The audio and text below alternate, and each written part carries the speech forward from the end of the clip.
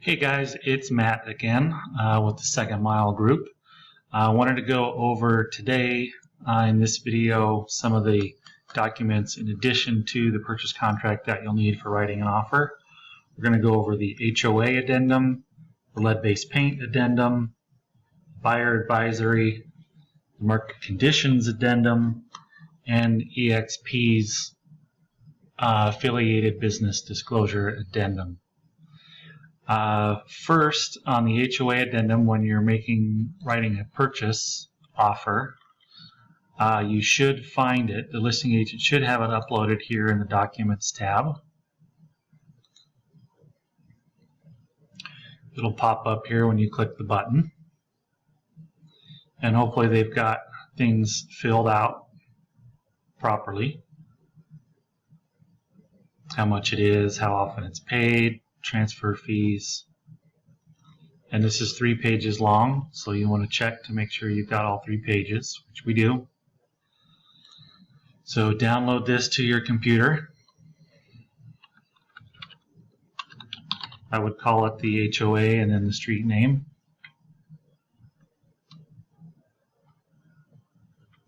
Helps if you spell it right.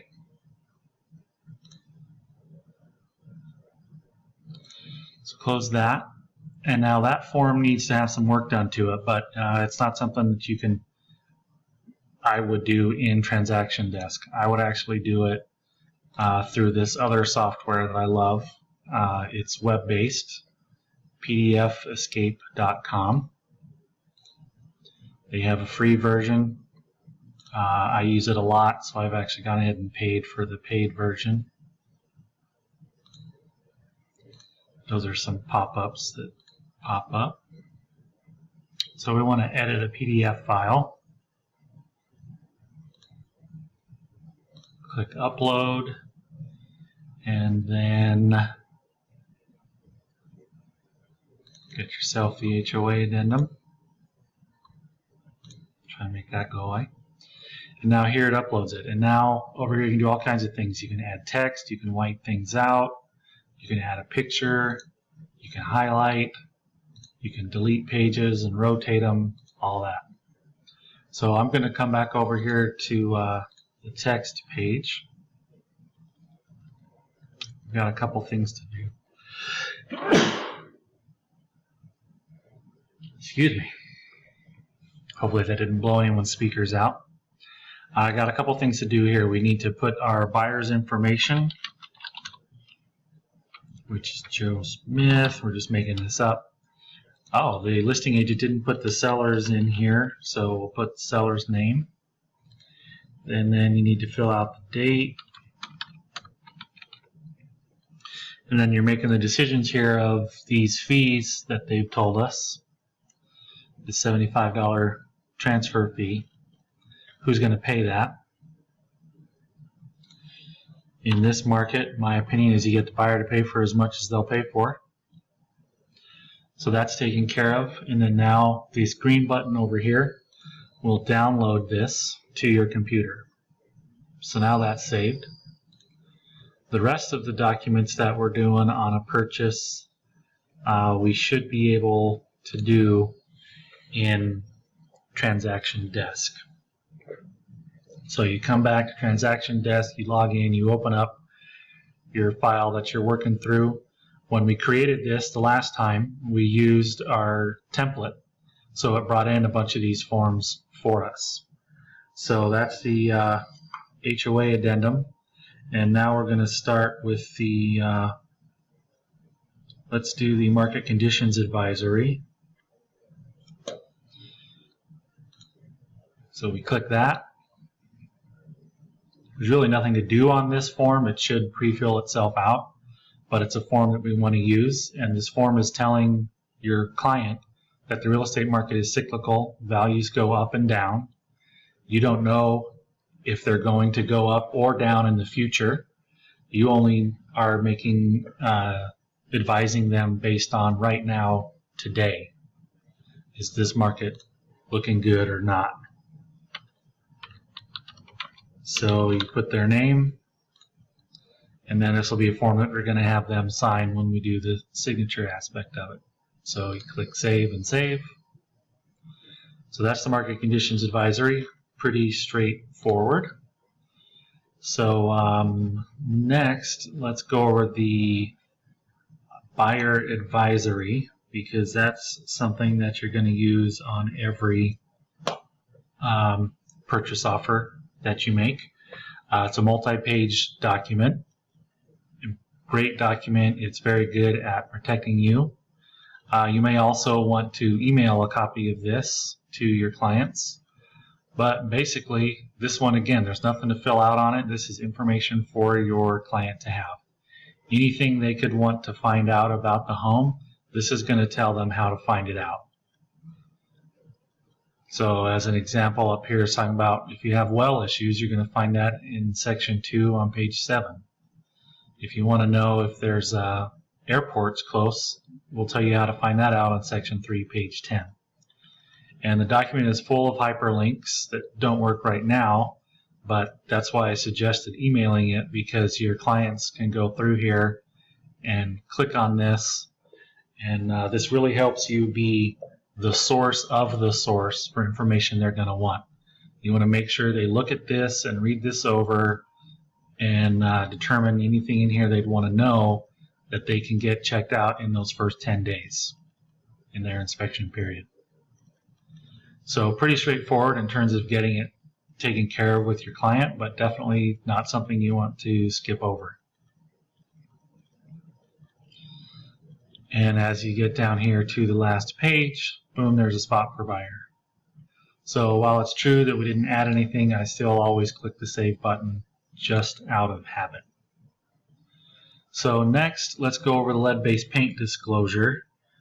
This you're only going to do if the house was built before 1978. So this house we're working on here on Cambridge Street was built after 78, but we're just going to pretend that it wasn't. So ideally, again, this is something the seller has originated and would be uploaded into the MLS tab, again, under Documents. If they haven't, it'll still work for you. If the seller has uploaded it, they'll have made these selections. They either know there's lead-based paint or they don't know. And they've either given records because they knew, or there's no records because they don't know. And then now you're going to respond. The buyer's received a 10-day opportunity to conduct a risk assessment, or the buyer waives the opportunity. You have a 10-day inspection period, so every time I've used this form, I've marked 32 where they want their 10 days. Whether they do the inspection or not is up to them. And then this form is very important if it's built prior to 1978. Every single spot on here needs the initials where it calls for them by all the people that it's called for. And any one that's missed can be a $1,000 fine, excuse me. So you can very easily rack up a $10,000 fine if you do a property built before 78 and don't use this form. You'll notice this form has spots for the listing agent and the buyer's agent to sign. They call us the cooperating agent. That means the buyer's agent. So if you have a property built prior to 1978 and you're writing a purchase offer, you're going to need to add yourself as a signer so that you can initial and signature as needed. So that is the lead-based paint addendum. Short, sweet, and incredibly important if you're working on a property built before 1978. The last form I want to go over in this particular class is the EXP's generic affiliated business disclosure. And that is found in SkySlope. And we did add it into our template. I think we went over this in a different form, but for some reason it's not pulling up here. So let's go back to the home screen, the dashboard, and open this up.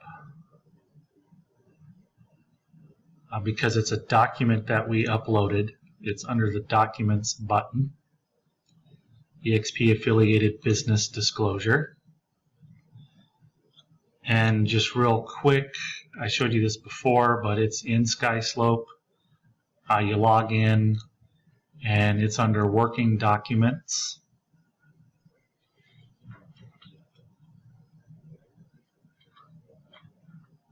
Over here in the corner.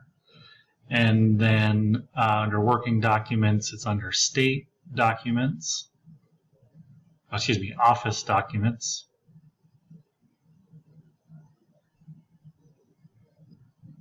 And then here under Office, it's under State. So you click Arizona.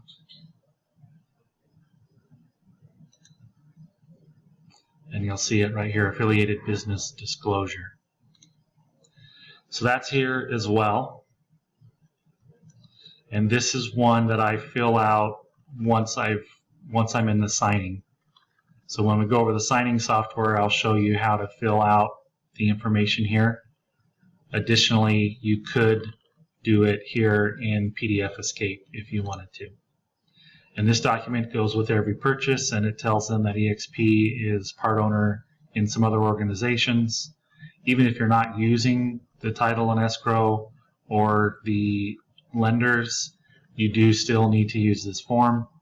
So that'll be in there with everything. So that kind of wraps up 5 forms that you'll need on every document, on every purchase. About 12 minutes here, and so if you've got any questions, reach out to us after you've watched this video, but that should cover just about everything on that section.